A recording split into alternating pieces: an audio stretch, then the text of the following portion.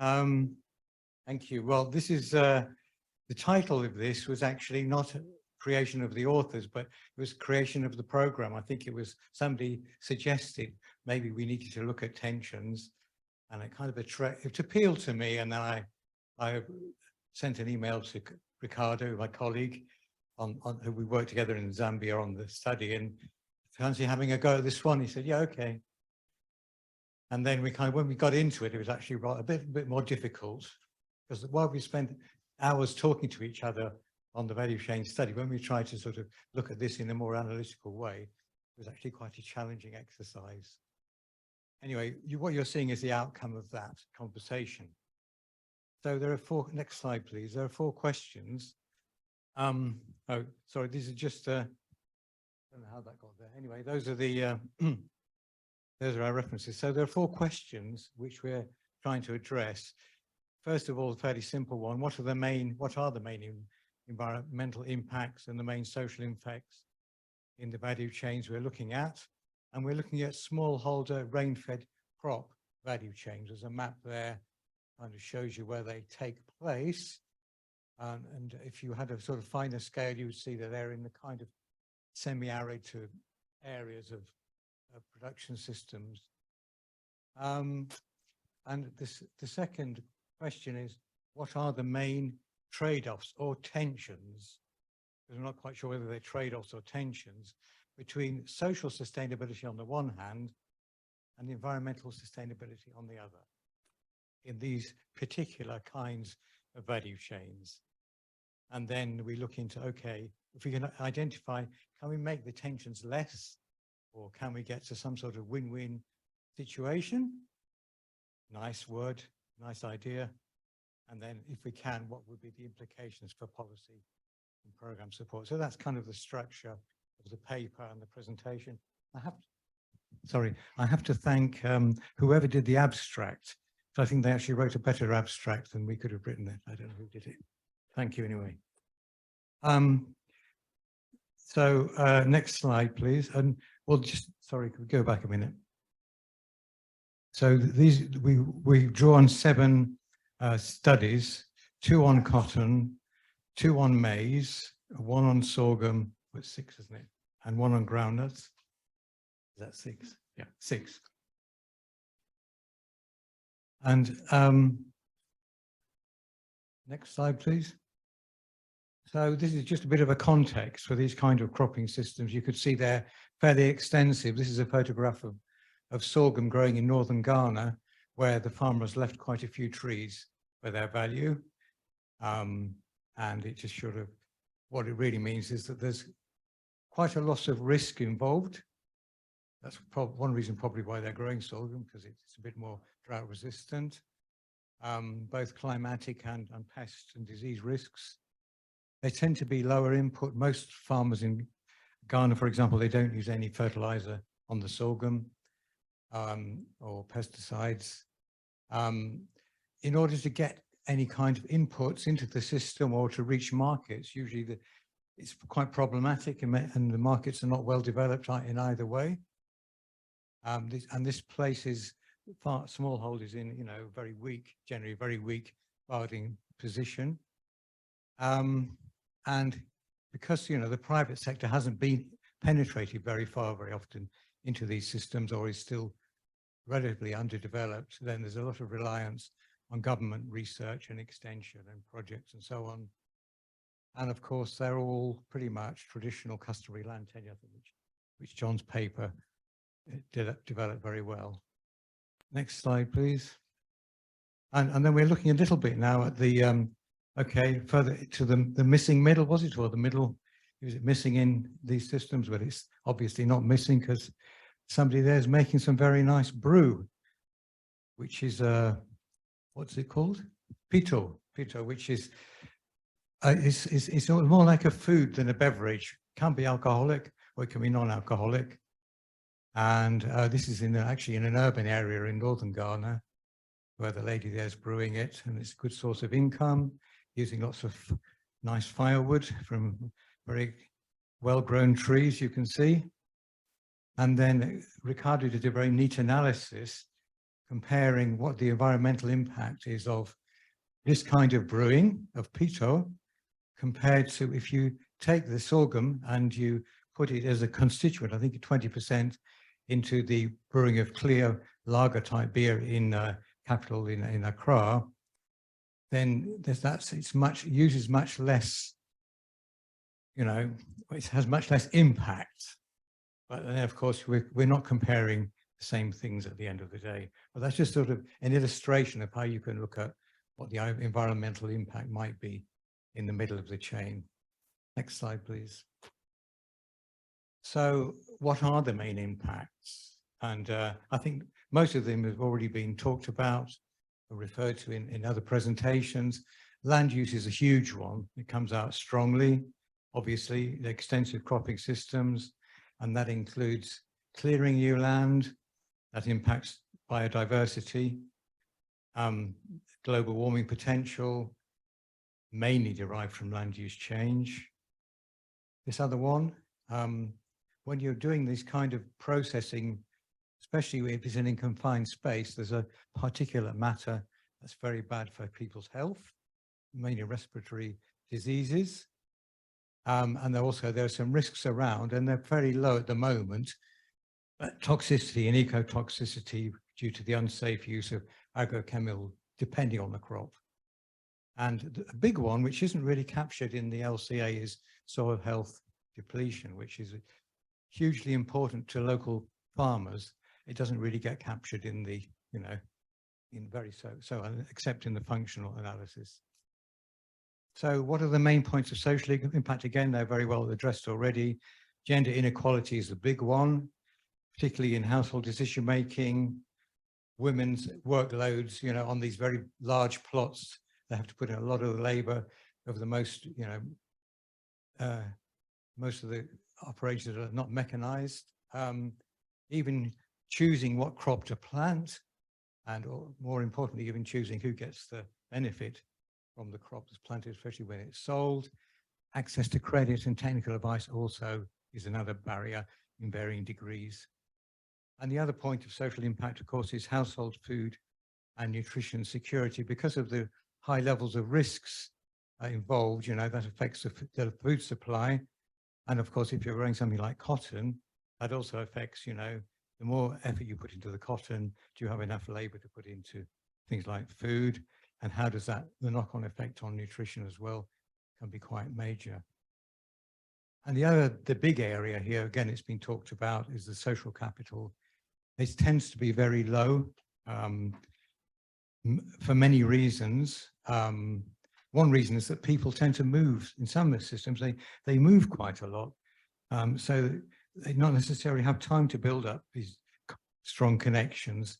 The other factor is that very often, because the private sector is poorly developed, then it's quite difficult to develop really good relationships with the trader, with the input providers or the traders. There's a lot of mistrust around, so this kind of informal credit arrangements don't really happen, and that tends to really impact the value chain in terms of its effectiveness and also the benefits that people get from it. Next slide. So coming on to the second question, what are the main trade-offs? I split this into the cultivation of grains, the middle chain, and the cultivation of cotton, because they all have slightly different kind of trade-offs. I don't think I'm going to spend too much time on this. It's fairly technical. But I've used a word here, the first slide, called the social reproduction. Small-scale farming households is a way of life. Small-scale farming is a way of life, which typically requires continuous cultivation using low levels of external inputs to meet household food and nutrition needs, resulting in negative environmental impacts. It's a long sentence, but it's basically saying farms are not they're not like little factories, or while they might operate according to some economic principles, they're much more than that. And social reproduction is the idea of the household reproducing itself. Nice music. A household reproducing itself, rather than all the various components of social impact, which are covered in the tool that we normally use. So I felt this is really important when to understand how land use changes and how people are, you know, spread out and either subdivide their land or they go to different areas to find more land. Really understanding this whole social process is really important. It gets back to understanding the local context. And what another aspect of that is where you've got growing where cropland is scarce, customary land tenure systems are quite flexible because they often allow people to move around and find spaces where they can grow things. So back to the issue about land tenure, it is fairly flexible. In fact, commercialization of most of the increased maize production in Zambia comes from people moving to new areas. I've got the warning card. Next one, please. So what are the other technologies? There's some labor saving ones for women, particularly the sort of things that they do, and they're listed there, that save labor. Burning crop residues doesn't really do the environment a lot of good. Using fertilizers and herbicides is a great labor saving technology, but you know, some people get worried about that. But as Ricardo says, the levels are very low. And they have a bigger impact in terms of reduced environmental impact if you use the LCA measures. The problem is there, though, that very often women don't have very good access to these inputs because of the low levels of social capital in these areas. Next slide. Next one, sorry, is that? Next, yeah. Okay. So there are also trade-offs in the processing stages, and I think we've already seen those. The amount of firewood that's used is a huge one, both for brewing and also for roasting groundnuts in the Ghana cases for sorghum and groundnuts. And also the big one here is the post-harvest losses. Obviously, if you reduce those, you reduce the area cultivated, so potentially. And then we've got the issue of aflatoxins and so on that really impacts household nutrition, but also the value of the crop and quality standards. Next one. So we've got trade-offs in cotton as well. I think not enough importance is given to cotton in terms of its place in the rotation with food crops. It doesn't come out strongly in the studies, but actually there are quite a few synergies and quite a few creative things that can be done with cotton to help people with food security. Somebody from Mali told me that in Mali, if you don't grow cotton, you don't get any fertilizer for your maize. You know, simple idea, you know, that helps. Next one. So what are the win-win situations?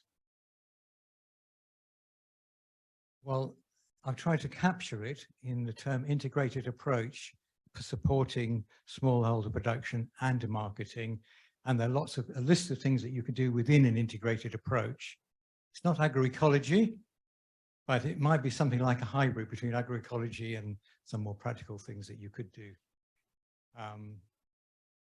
Things like quality standards, important. Social contracts, really important if you can get them going.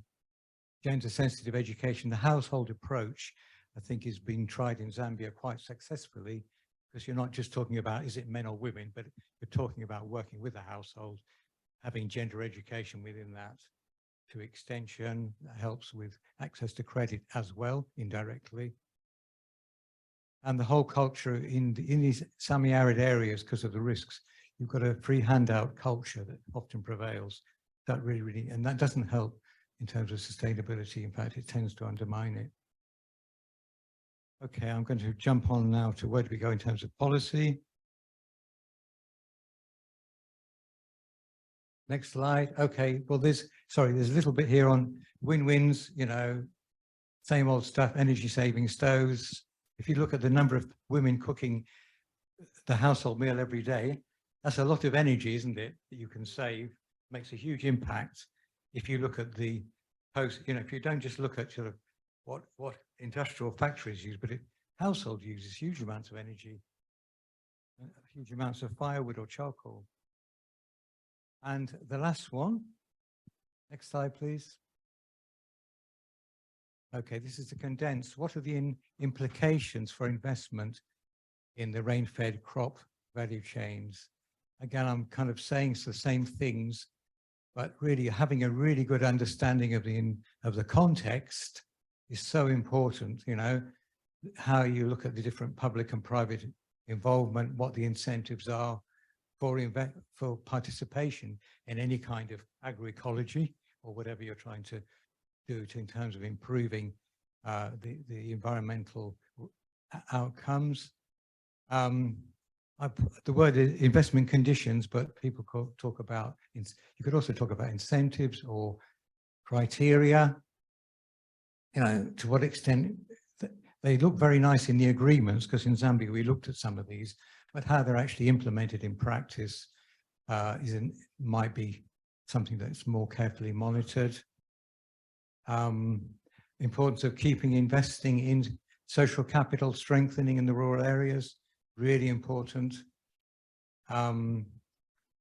Use of public funds, coming back to Gideon's paper, you know, if they've got unsustainable input subsidies, you know, can you put that money to better use? I think 70% of the Ministry of Agriculture in Zambia is spent on subsidizing fertilizer. Is that a good use, you know, of the ministry funds? Yeah, cotton, I'm plugging it again as a potential one, because I think cotton, especially if you looked at places like Mali, sorry, not Mali, Cameroon, there's a big investment there and a big effect, you know, there's a long-term commitment by the company rather than people just going in and out for quick wins. So the time frame that Costo talked about is there. Deforestation is a huge one. More creative policies on, you know, agroforestry, tree cover and so on the farms, and energy-saving methods of food processing, investment in that, and affordable post-harvest loss reduction technologies. So those are the pointers for policy. Thank you. Thank you very much, Alistair.